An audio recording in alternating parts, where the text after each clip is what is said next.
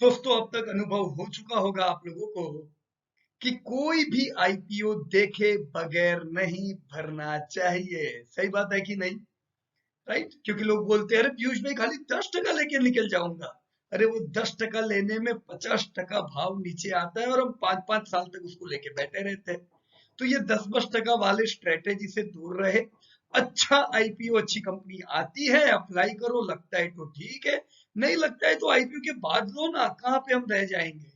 पर हर एक आईपीओ के पीछे भागेंगे वो बिल्कुल सही बात नहीं है। तो दोस्तों ई मुद्रा का एक आईपीओ आया हुआ है। चलो हम कुछ डिटेल लेते हैं कि ये ई मुद्रा जो कंपनी है, ये जो आईपीओ आया है, जो सॉफ्टवेयर प्रोडक्ट इंडस्ट्री से बिलोंग रखती है, ये आईपीओ भरना चाहिए कि नहीं? भरना चाहिए कि नहीं जानने से पहले हम ये जानेंगे कि ई मुद्रा जो कंपनी है ये कौन सी इंडस्ट्री को बिलोंग करती है। क्या ये इंडस्ट्री आगे बढ़ने वाली है? अगर इंडस्ट्री का ग्रोथ होने वाला है तभी कंपनी आगे बढ़ पाएगी। तो हम इंडस्ट्री देखने का प्रयास करेंगे। हाउ इज द कंपनी, हम इंडस्ट्री जानने के बाद जानेंगे ये कौन सी कंपनी है, ये कैसा करती है। अगर इंडस्ट्री अच्छी है तो ही कंपनी के बारे में जाने। कंपनी अगर पसंद आती है फिर ऑफर देखें। जनरली लोग उल्टा करते हैं, पहले ऑफर देख लेंगे, महंगाई की सस्ता है। अरे महंगाई की सस्ता है, इससे कुछ फर्क नहीं पड़ता है। कंपनी बुरी हुई तो महंगा सस्ता क्या लेना देना। चलो कंपनी अच्छी है, इंडस्ट्री बुरी हुई तो क्या कर लेंगे। राइट, तो राइट वे में जाए, इंडस्ट्री जाने, कंपनी जाने, फिर ऑफर को देखे और फिर डिसीजन ले अप्लाई करना चाहिए कि नहीं। तो ये सारी डिटेल आज दोस्तों हम लोग आने वाले समय में डिस्कस करेंगे। सबसे पहले इंडस्ट्री जान लेते हैं। तो आपकी जो ई मुद्रा जो कंपनी है, ये जो इंडस्ट्री है, इंडिया में कैसी है? ये जो इंडस्ट्री है ये वर्ल्ड वाइड जबरदस्त ग्रोथ हो रही है।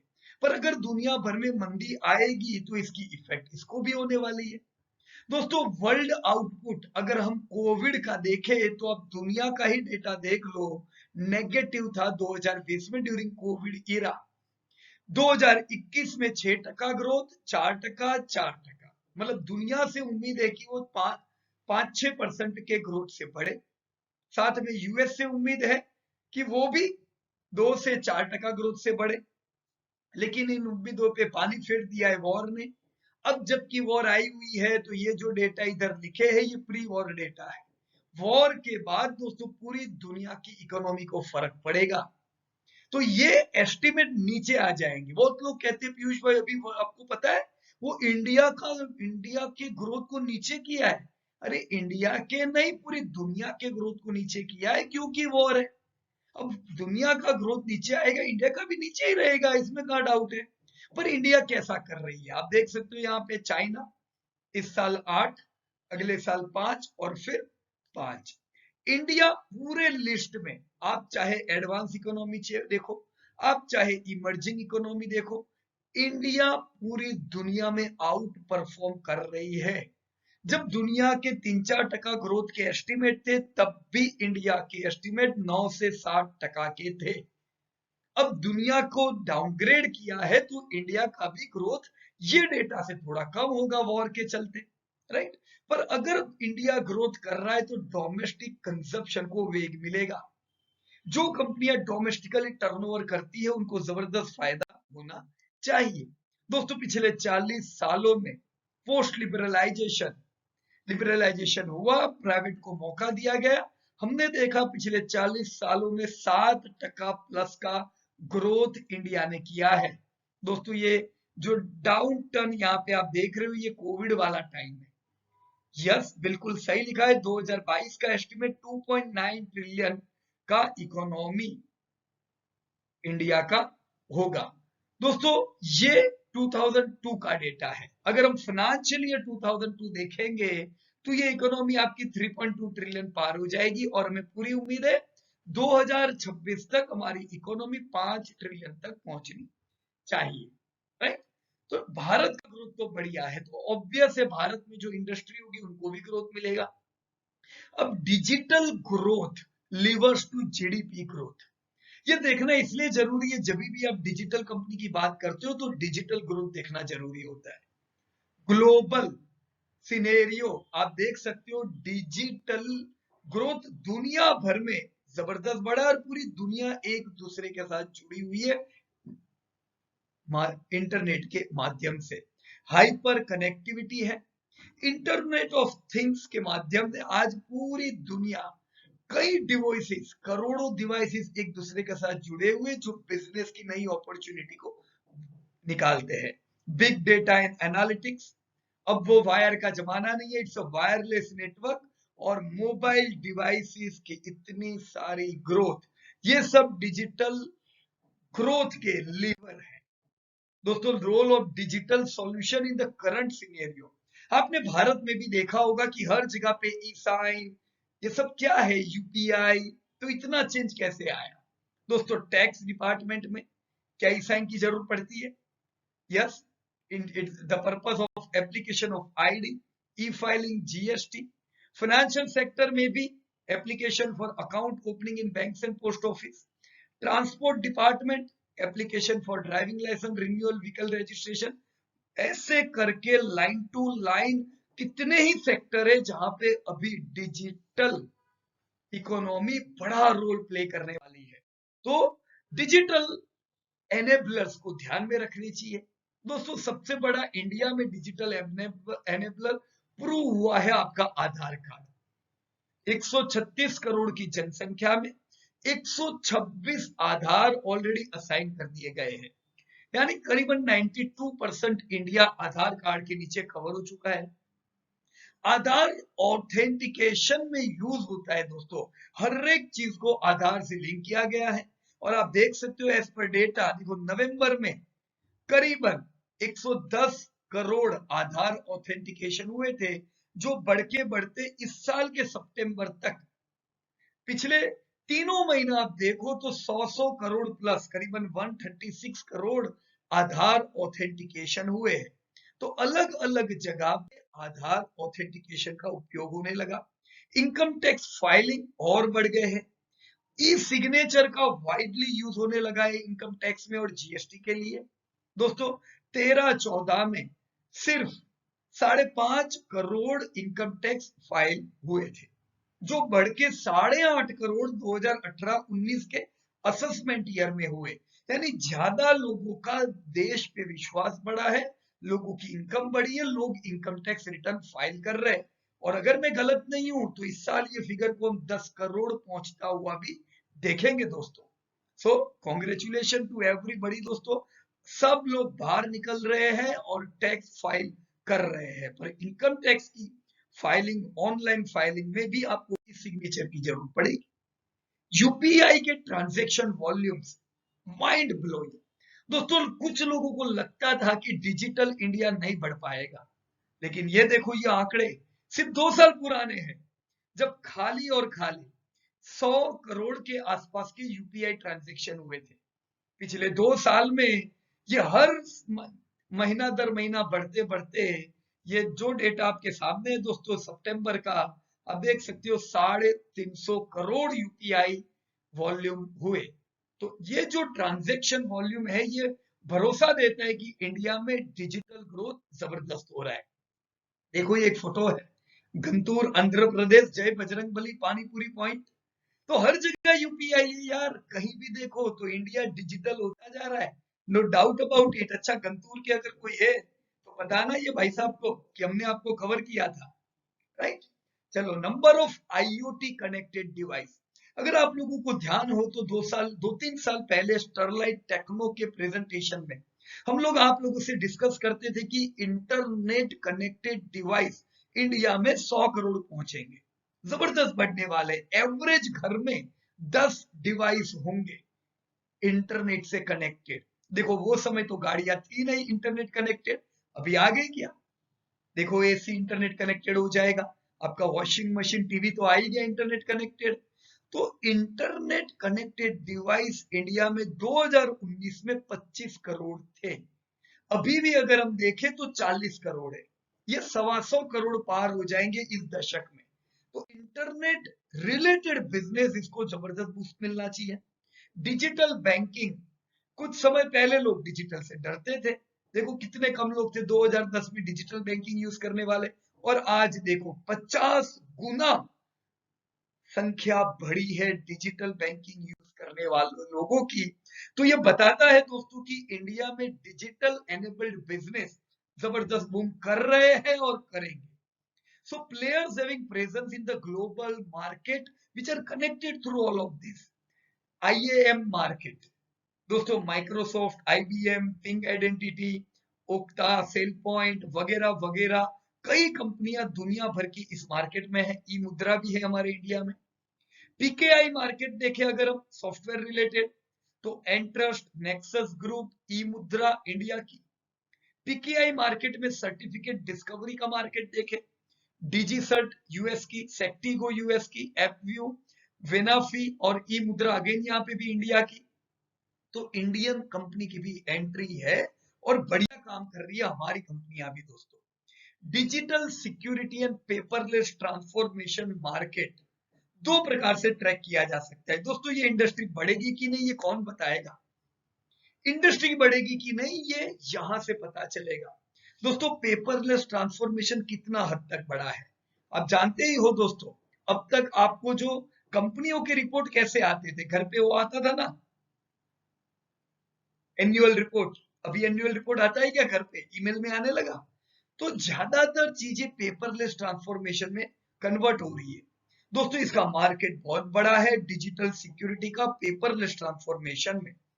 पिछले 5 सालों में ये 15% से बढ़ा है। इसको हम दो प्रकार से देखेंगे, एक होता है दोस्तों एंटरप्राइज लेवल पे और एक होता है एंड यूजर लेवल पे। ये दोनों ही लेवल पे डिजिटल सिक्योरिटी का इस्तेमाल होता है। दोनों ही प्रकार के मार्केट में दोस्तों पिछले 5 सालों में 15% का ग्रोथ देखा गया था। आने वाले 5 सालों में ये ग्रोथ बढ़ के 25 से 30% का देखा जाएगा। तो ह्यूज ग्रोथ इस इंडस्ट्री में है। डिजिटल ट्रस्ट सर्विस का जो मार्केट है ये भी दोनों प्रकार से देखा जाता है, enterprise level, and user level. ये धंधा भी दोस्तों 15% से बढ़ता है 5 साल में और आने वाले 5 साल में भी ये 15 से 20% से ग्रो होने वाला है। एंटरप्राइज लेवल पे हो या एंड यूजर लेवल पे हो, दोनों ही लेवल पे दोस्तों कंबाइंड मार्केट बढ़ा है। Market size and forecast for digital trust service application, again for both the levels enterprise and end user. During last 5 years they grew by 18%. In coming 5 years they are growing to grow by around 15%. तो कहने का मतलब है जो अलग अलग product है ये 15% से तो ग्रो होनी ही। डिजिटल सिग्नेचर सर्टिफिकेट का मार्केट 5 साल में 14% ग्रोथ, आने वाले 5 साल में 15 से 20% का ग्रोथ। इसे कहते हैं दोस्तों huge growth. India IoT device certificate market 5 साल का ग्रोथ 20%, आने वाले 5 साल का ग्रोथ 30%। तो ये सब क्या कहता है, जो कंपनियां इसमें होगी उनको ऑर्गेनिकली धंधा तो मिलने ही वाला है। तो ग्लोबल लेवल पे कौन सी कंपनी है जो इस पे काम करती है, एडोब सिस्टम आपने नाम सुना होगा, Entrust Corporation, DigiCert, DocuSign, Nexus group, ये सब वर्ल्ड लेवल की कंपनियां हैं। इसमें दोस्तों इंडियन कंपनियां भी हैं। अब ग्लोबल पीयर देखो तो वहां पे भी इंडियन कंपनी ने एंट्री ले चुकी है। आपकी ई मुद्रा वर्ल्ड वाइड भी बिजनेस कर रही है, जैसे आईओटी सर्टिफिकेट में, डिजिटल सर्टिफिकेट में। इंडियन पीयर में बहुत कोई खास नहीं है दोस्तों। सबसे बड़ा मार्केट ई मुद्रा कंपनी का है। ये जो मार्केट में काम करती है वो सारे मार्केट में काम करने वाला और कोई प्लेयर नहीं है। तो कोई डाउट नहीं है दोस्तों इन लोगों का मार्केट बड़ा है। तो इससे हमको क्या कंक्लूजन मिला, सीधा कंक्लूजन है we can expect strong 15 to 20% CAGR growth in this emerging industry. दोस्तों बड़ा होगा पिछले समय में 15% से, पर आने वाले दशक में हम 20% के ग्रोथ की उम्मीद कर सकते हैं इस इंडस्ट्री में। तो जो कंपनियां ये धंधे में होगी डाउट नहीं है उनके बिजनेस बढ़िया बढ़ेंगे। तो कौन सी कंपनी की आज हम बात कर रहे हैं, ई मुद्रा, जिनका लोगो है ट्रस्ट डिलीवर्ड। बिल्कुल सही लोगो है दोस्तों इनका। कंपनी कैसी है, they are largest licensed certifying authority in India with a market share of not 10 or 12%. They are having market share of 40%, 37.9% in digital signature certificate. तगड़ा मार्केट है दोस्तों। इससे सीधा पता चलता है कि दूसरी कोई कंपनी इनसे बड़ी ये इंडस्ट्री में नहीं है। They are engaged in business of providing digital trust, enterprise solution to individuals and organizations, functions in various industries. इसमें सबसे बड़े ग्राहक इनके गवर्नमेंट भी होते हैं। Issue a range of certificates जैसे SSL, TLS certificates and device certificates which are used in IoT use cases to build a digital trust backbone. देखो सर्टिफिकेट्स की जरूरत ट्रस्ट बढ़ाने में लगती है, राइट? करीबन 50 लाख डिजिटल सिग्नेचर ये लोग ऑलरेडी इशू कर चुके हैं। तो कंपनी जो है ई-मुद्रा, इनका मार्केट शेयर बढ़िया है। तो इनके आंकड़े देखे, फाइनेंशियल्स देखो, फाइनेंशियल्स में पहले लेफ्ट साइड देखो, ये डेटा कुछ हम लोग देख लेते हैं। ईगल्स आई व्यू मोड पे अगर हम देखें तो इक्विटी कंपनी की 35 करोड़ है। How much? 35 crore. Net worth company का 140 करोड़ पहुंच चुका है। ये कैसे पहुंचा है? अगर दोस्तों प्रमोटर्स ने 35 करोड़ लगाए तो ये 150 करोड़ कैसे हुए? ये 150 करोड़ ऐसे हुए कि बरसों से कंपनी प्रॉफिटेबल है, कंपनी प्रॉफिट करती जा रही है। ये 5-10% डिविडेंड ले लेते हैं स्टेक होल्डर, बाकी का रुपया इधर जमा होता रहता है। और देखो आज कंपनी का जो नेटवर्थ है वो इक्विटी से करीबन 3-4 गुना ज्यादा हो गया ना, 5 गुना ज्यादा है, राइट? So that's great. ये बढ़ा क्यों? क्योंकि कंपनी प्रॉफिटेबल है और सब पैसा ये लोग बांट नहीं देते। धंधा कैसे बढ़ा? अब 2019 देख सकते हो, 100 करोड़ का टर्नओवर था। 2020 117, 2021 132 और इस बार के सिर्फ 9 महीने में ये 137 करोड़ पहुंच चुका है। तो अगर हम ये साल न भी गिने, 3 साल का ग्रोथ दोस्तों 14% का तो है इन लोगों का। Profitability you can see here, 22 crore का प्रॉफिट 2019 का, 23 करोड़ का प्रॉफिट 2020 का। अब असल में इनका ग्रोथ इससे भी ज्यादा था प्री कोविड, पर कोविड के चलते जरूर बहुत सी कंपनियों डिजिटल एनेबल्ड हुई है, पर कई कंपनियों ने बजट भी कम किया था दोस्तों स्पेंडिंग का, तो उनकी इफेक्ट इन लोगों के भी पड़ी थी। तो भी कंपनी ने लॉस नहीं किया बुरे समय में। This is a very very important thing to note. आपने कई आईपीओ देखी जो कंपनियां नुकसान करती थी, अब ऐसी कंपनियां पता नहीं कब प्रॉफिट करेगी। This is not a loss making company and this is not profit making only during good time. They made profit during bad time, worst time of the Covid. 19% से प्रॉफिट बढ़ रहा है, इसीलिए ईपीएस बढ़ रहा है। लेकिन ईपीएस इनका कितना है? पिछले साल का 2.5 रुपया, ये साल इनका ईपीएस ऑलमोस्ट डबल, पूरा डबल नहीं, प्रॉफिट ऑलमोस्ट डबल होगा शायद, जिससे ईपीएस इस साल का करीबन 4.5 रुपए के आसपास रहना चाहिए। कंपनी की बुक वैल्यू कितनी है? एनएवी दोस्तों, एनएवी 20 रुपए के आसपास इनकी, ये 9 महीने की तो बता रहे हैं यहाँ पे।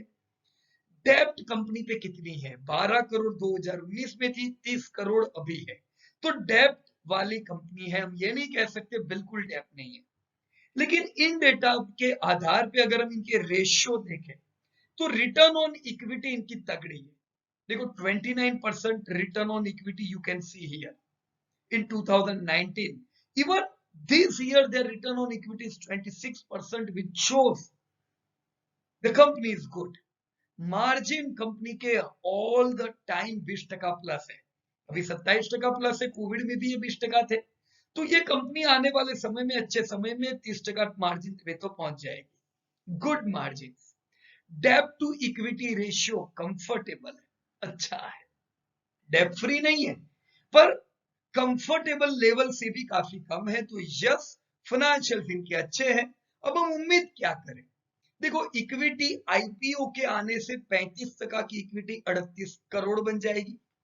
35 करोड़ का इक्विटी कितना हो जाएगा? 38 करोड़। नेटवर्थ कंपनी की जो 130 से 141 करोड़ थी पिछले साल, ये 9 महीने में, ये इस साल 175 करोड़ हो जाएगी क्योंकि कुछ फंड रेजिंग भी होने वाला है। धंधा कंपनी का इस साल 162 करोड़ की मैं उम्मीद रखता हूं।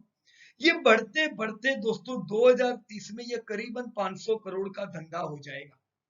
दोस्तों सेल्स की फिगर, ये छोटी कंपनी है, राइट। 100-150 करोड़ यानी छोटी कंपनी में, लेकिन इनका मार्केट भी, ये जो निश मार्केट है ये इतना ही है, पर दोस्तों ग्रोइंग है। हम उम्मीद करेंगे ये 500 करोड़ पहुंचे और 2035 तक यानी आने वाले 12-13 सालों में ये 1000 करोड़ के टर्नओवर पे भी पहुंचेगी। प्रॉफिटेबिलिटी मुझे उम्मीद है कंसिस्टेंट रहेगी, यानी ऐसी कंपनी में अगर हम इन्वेस्ट करेंगे लॉस नहीं करेंगे दोस्तों।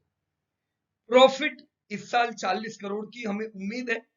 ये 40 करोड़ के प्रॉफिट 2035 आते आते 250 करोड़ तक पहुंच जाएंगे।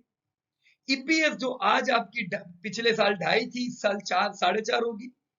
ये 2030-35 तक 30 रुपया हो जाएगी। आपकी बुक वैल्यू बढ़ेगी, अभी 20 है, 2030 तक 67 होगी। तो इन चीजों से आपके भाव को जंप मिलता है। इनके डेटा के हिसाब से दोस्तों 200 रुपया का भाव इनके लिए बराबर है, राइट। 200 रुपीज का प्राइस उम्मीद करनी चाहिए। 2030 तक मैं 600 रुपया आएगा ऐसी उम्मीद रखूंगा और ये 1000 पार हो जाएगा 2035 तक। तो भविष्य इसका कैसा है? बढ़िया ग्रोथ रहेगा, कंसिस्टेंट प्रॉफिटेबिलिटी रहेगी और के प्राइस भी अच्छे रहेंगे, डिविडेंड भी आपको मिलेंगे। तो फ्यूचर में कोई गड़बड़ नहीं दिखती है, राइट। इनके डिटेल में अगर आप और डेटा देखो, बैलेंस शीट के दूसरे पहलू भी कंबाइन करके, तो नेटवर्थ जो हमने देखा कि 23% से बढ़ रही है, ये अच्छा ग्रोथ है और आने वाले समय में भी अच्छा रहेगा। अगर हम इनके दूसरे कुछ रेशियोज देखें, जैसे करंट रेशियो करंट एसेट और करंट लायबिलिटी से देखा जाता है। ये आपके सामने ही डेटा है। करंट एसेट करंट लायबिलिटी से 1.5 गुना ज्यादा है, तो कोई चिंता नहीं है, लिक्विडिटी के प्रॉब्लम नहीं रहेंगे इधर। मार्जिन भी अच्छे है, करंट रेशियो भी अच्छा है। ट्रेड रिसीवेबल का इनका 20% जितना ट्रेड रिसीवेबल रहता है। देखो इस साल तो 33% यानी ये बढ़ा हुआ है, राइट। हो सकता है ज्यादा सेल्स करने के लिए थोड़ा इन्होंने पुश भी किया होगा, अरे बाद में दे देना यार, बिल तो बनने दो। होता है ऐसा, ताकि हम आईपीओ में बता सके बड़ा धंधा है। ये ट्रेड रिसीवेबल में रिफ्लेक्ट हो रहा है, क्योंकि 33% ट्रेड रिसीवेबल है, जो इनका पहले कभी नहीं था। बट स्टिल यस, हम उम्मीद करेंगे ये वापस उनकी पुरानी रेंज में आ जाएगा। डेब्ट टू इक्विटी रेशियो हमने बात कर दी, कंफर्टेबल है। डेब्ट रेशियो यानी टोटल लायबिलिटी और एसेट को देखें, तो टोटल लायबिलिटी इनकी 40% है एसेट की, यानी आधी है। So again this is good. इनका डेब्ट पेइंग कैपेसिटी भी बहुत अच्छा है। रिटर्न ऑन इक्विटी तो हमने देखा ही अच्छा है, रिटर्न ऑन एसेट भी इनके बढ़िया है। तो ओवरऑल ईगल्स आई व्यू देखो या डेप्थ में देखो, फंडामेंटल में कोई प्रॉब्लम नहीं है, थम्स अप करना चाहिए इस कंपनी के लिए। छोटी कंपनी है, स्मॉल कंपनी है, पर बड़ा पटाखा बन सकता है ये बड़े होते होते, राइट। ध्यान देना चाहिए इस कंपनी पे। कंपनी के शेयर होल्डर कौन है? क्या कोई निवेशक होल्डर है? बिल्कुल नहीं। ये कंपनी ने पहले बहुत ज्यादा फंड रेज किया ही नहीं है, क्योंकि कंफर्टेबल ये लोग चलते जा रहे हैं। आप देख सकते हो सारे शेयर होल्डर कौन है, प्रमोटर शेयर होल्डर है या ग्रुप के शेयर होल्डर। तो यहाँ कोई बहुत आउटसाइडर कंपनीज में या वीसी से इन्होंने फंड रेज करके इन्वेस्ट किया, ये सब तो कुछ दिखता नहीं है। तो कंक्लूजन क्या कहता है? Conclusion number 1, your industry strong, बढ़िया बढ़ेगी। Conclusion number 2, company is very very good. They are small company but their market is strong which should grow, और कंपनी के फंडामेंटल तगड़े है, कोई डाउट नहीं है दोस्तों इन चीजों पे, राइट। ऑफर देख लेते हैं। अब दोस्तों तीसरी चीज पे हम आते हैं, ऑफर क्या है। दोस्तों ऑफर फ्रेश इशू कितने का है? 161 करोड़ का, यानी कंपनी अपने लिए 161 करोड़ रेज कर रही है। तो इसीलिए कंपनी का जो अभी इक्विटी है 35 करोड़, ये 38 करोड़ हो जाएगा और नेटवर्थ में ये 161 करोड़ और ऐड हो जाएंगे, right. OFS, offer for sale, यानी पुराने जो स्टेक होल्डर है वो अपना 1 करोड़ शेयर करीबन बेचेंगे, तो उनसे उन लोगों को भी 250 करोड़ रुपया जितना एक अच्छा पैसा मिलेगा। ये इशू करीबन 400 करोड़ का हुआ, ओएफएस और फ्रेश इशू दोनों को मिला के। तो बहुत ही छोटी साइज का इशू है। ऐसे इशू जनरली ओवर सब्सक्राइब हो जाते हैं, हो सकता है आपको ना भी लगे, पर इट्स ऑल राइट, कोई दिक्कत नहीं है, राइट। बाद में लेने का, वैसे भी भाव तो महंगा ही है, 250 रुपया, तो जब आपको 200 रुपए पे मिले ऐड कर लेना। प्राइस ऑफ 256 इनकी ये ऑफर प्राइस है, 5 की फेस वैल्यू है, शेयर की 10 की नहीं है, 5 की फेस वैल्यू है और 58 का लॉट है। आपका 15,000 रुपए के आसपास का इन्वेस्ट होता है। ऐसा आईपीओ भर सकते हैं हम। ऑब्जेक्ट क्या है इस ऑफर का? दोस्तों हमने एक बात कर दी कि कंपनी के पास 150 करोड़ रुपए आने वाले हैं, बाकी के रुपए तो प्रमोटर के पास जाएंगे। तो ये 250 करोड़ रुपया क्या क्या करेंगे? ये जो पैसे जो, सॉरी 250 नहीं, जस्ट हाँ 250 करोड़ तो शेयर होल्डर को मिलेंगे, राइट। 150 करोड़ का ये लोग क्या करेंगे? तो एक तो जो इनके सर पे बोरोइंग है वो 35 करोड़ की बोरोइंग ये लोग खत्म करेंगे। तो कंपनी ऑलमोस्ट डेट फ्री हो सकती है इन फंड से। वर्किंग कैपिटल में 40 करोड़ ये लोग डालेंगे। इक्विपमेंट परचेज करने में ये लोग 46 करोड़ डालेंगे और प्रोडक्ट डेवलपमेंट में 15 करोड़ और बिजनेस डेवलपमेंट यानी मार्केटिंग सेल्स पे ये लोग और 15 करोड़ खर्चेंगे। तो ओवरऑल ऑब्जेक्ट क्या है? और इन्वेस्ट करना इनका ऑब्जेक्ट है, जिससे भविष्य में और धंधे मिले। किस बेसिस पे इन्होंने 250 रुपया भाव रखा है? किस बेसिस पे? दोस्तों बेसिस में फंडामेंटल तो हमने देख लिए जो ऑलरेडी स्ट्रॉन्ग है। पी इनका कितना बनता है दोस्तों इस साल का? 59 का पी। महंगा है यार, कोई डाउट नहीं है। देखो कंपनी बहुत अच्छी है, इंडस्ट्री अच्छी है, पर आपको महंगे वैल्यूएशन पे दे रहे हैं, तो ध्यान रखने का, राइट। आपके से कई लोग कहते हैं प्री आईपीओ ले ले, क्या करेंगे, महंगा ही मिलेगा, क्यों क्यों मेरे को प्री आईपीओ चाहिए? 5,000 कंपनी है, यहीं पे नुकसान करते हैं और प्री आईपीओ में 50,000 है, उधर भी नुकसान करना है क्या?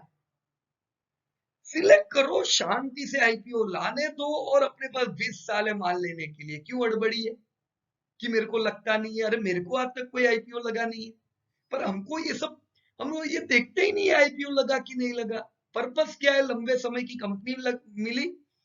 आईपीओ के बाद नहीं लगता है ना, आईपीओ के बाद पूरी जिंदगी पड़ी है, लेते जाओ धीमे धीमे करके, राइट। यील्ड इसकी 2% से भी कम है, यानी महंगा तो है ही है।